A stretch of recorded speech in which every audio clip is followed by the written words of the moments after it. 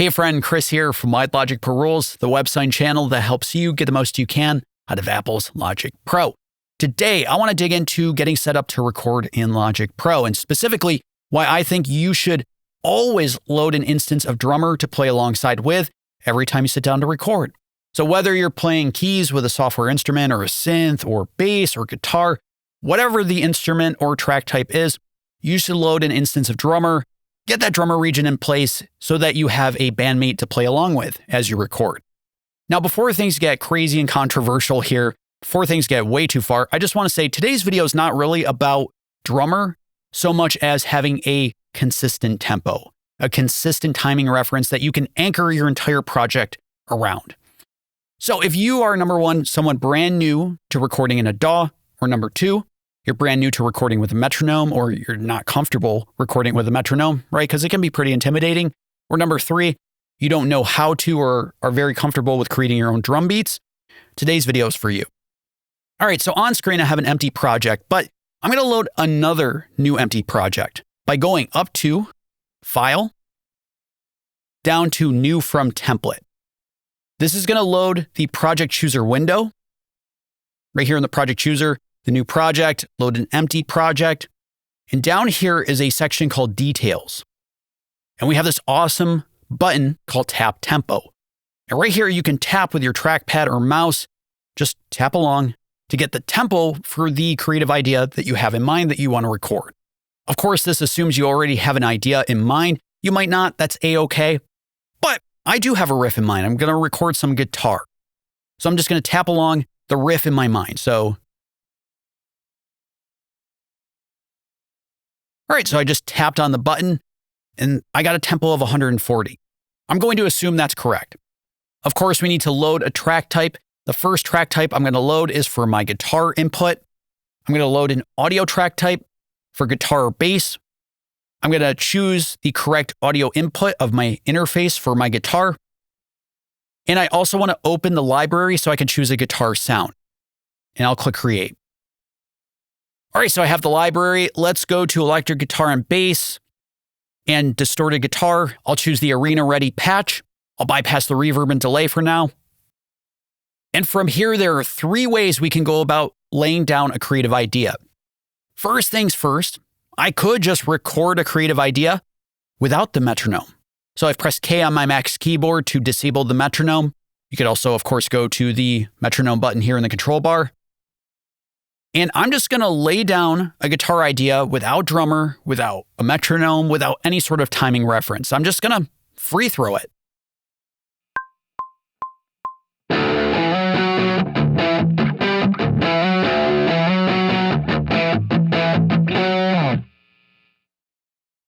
All right, so I've recorded my guitar idea without any sort of timing reference, not the metronome, not drummer, not anything.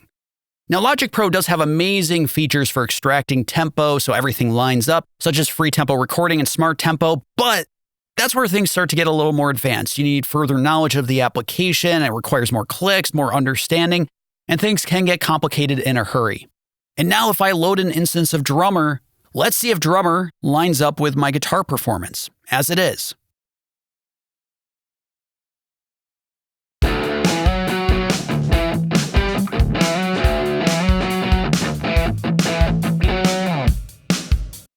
At first, Drummer was in time with my guitar performance, but things quickly fell apart because obviously the tempo of my performance started to change.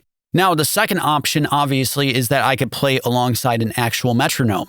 This will provide a consistent timing reference. So, as I record, I will try to line up my performance as I'm playing with the constant clacking of the metronome.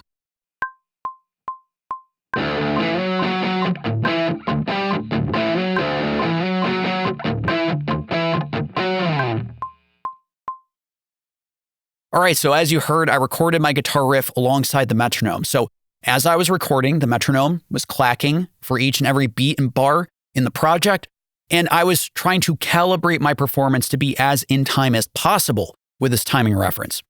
Now, while many of us may be not new to recording with a metronome, it can still be intimidating. I mean, I was pretty intimidated because instead of being focused on the musicality and vibe of our creative ideas, we're instead really focused on trying to get the timing right. right? So it's not about vibe at all. It's not about just feeling out an idea. It's all about being really self-conscious, really self-aware of where's the metronome? Where am I in relation to the metronome? And it just kind of kills the fun of making music. So that's where Drummer comes in. Now you can record with Drummer and the metronome side by side. There's nothing stopping you from using both, but I'm going to turn off the metronome and I'm going to mute my guitar riff for right now. And let's bring our attention to Drummer, which is currently set, of course, to the SoCal kit. I'm going to open the Drummer editor by pressing E, and I'll close the library for right now. And right down here, I'm going to click on the image for the acoustic drummer so I can choose a different drummer type that I think will be better for my riff. Now, the beauty here with Drummer and every one of the session players is that they're not just a static loop. You can customize the performance. And that's what I'm going to do right now. I have a couple suggestions for you so that you can get the most out of Drummer without being distracted by Drummer. Let's take a listen to Drummer out of the box, exactly as it is.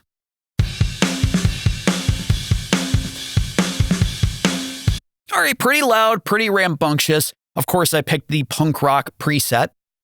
But what I want to point out with all of the session players is I personally feel all the session players, drummer, bass player, keyboard player, they're a bit of an overplaying bunch. And by overplaying, I mean they tend to add hits, they tend to add fills and notes and stuff that to me is extra. It's just superfluous. We don't need it. And especially if we're really focused on just getting our creative ideas down, not necessarily arranging the song at this very moment, let's instead set up a simpler performance style. So right out of the gate, I'm going to go to the complexity slider and bring it probably all the way down or pretty close to all the way down. I'm just watching the bottom section here of the region so I can see where the kick and snare hits land. I'm going to switch from the crash cymbal to a hi-hat. I'll probably choose the first pattern for the cymbal activity as well as the kick and snare to hopefully get closer to a simpler beat. So let's hear what I have right now.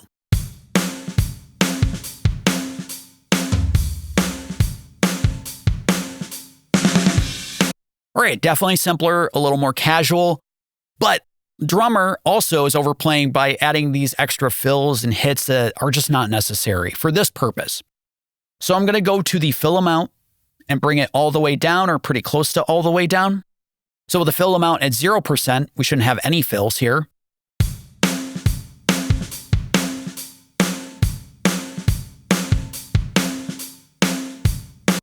This could be perfect for you. But maybe I just want a touch of some fills, right? I'll bring it up maybe to 5%. We have a little activity down here, and I'll reduce the fill complexity. So it's not crazy, it's just a little fill at the end. Now I'll also go to the details tab here, and I'm going to reduce the ghost notes to 0%. Ghost notes are extra notes in the performance that are not really part of the main groove. They're just flourishes to spice things up. But I'm not interested in spice right now. I'm just interested in getting a consistent performance that feels good. It feels like I'm in the vibe, not in this out-of-body experience of being hyper-aware of the metronome.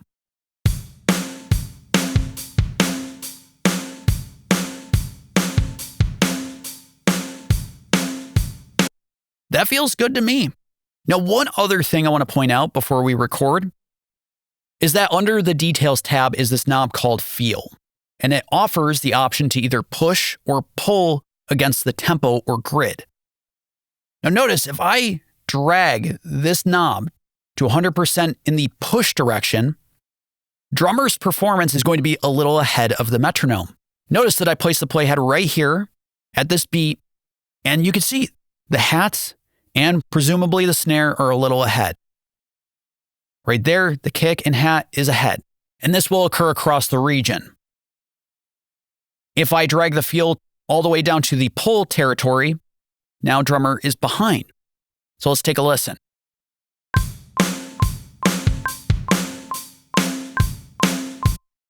If we hear push,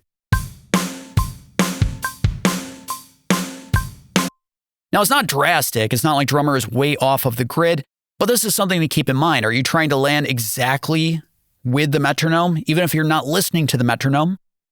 Or do you want a little push or pull? Do you want to feel like you're kind of pushing against the tempo? You're going a little faster, there's a little more hype. Or do you want to feel a little more laid back? So this is a knob to keep in mind. I'm going to leave the knob at 12 o'clock, which will mean that Drummer is exactly on the metronome at each and every beat. All right, so let's now record the same guitar idea alongside drummer.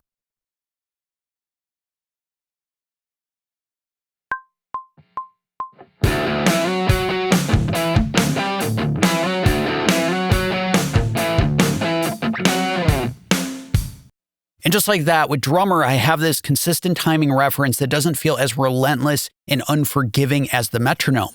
Instead, I'm playing alongside a bandmate. And that's way more fun, in my opinion, when it comes to recording. From here, as you add parts, Apple loops, other session players, just other creative ideas, and you start to flesh your song and production out, everybody knows what the tempo should be because you have this consistent tempo that everything can hang its hat on, that's anchored to. And that's just going to make your life so much easier as you produce in Logic Pro. So if you land on a drummer performance that you want to record to, the super basic beat, if you open the session player editor, you can go right to the top here where it says preset and save this performance as a preset. So I'll call this my basic recording beat. And there, it's saved as a preset. We don't have to mess around with all the sliders. Again, all these controls in the editor. You just load up your project, load the drum kit, as well as that basic recording beat. So you can record to something that feels more natural than just a metronome and still have a timing reference so everybody knows what time to play to, what tempo to play to.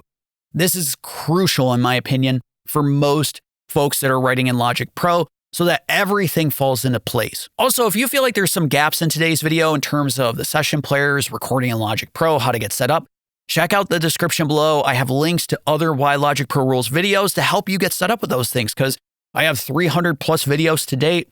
There are videos to help you out. So again, check out the description below and I'll check you for more later next week. Take care.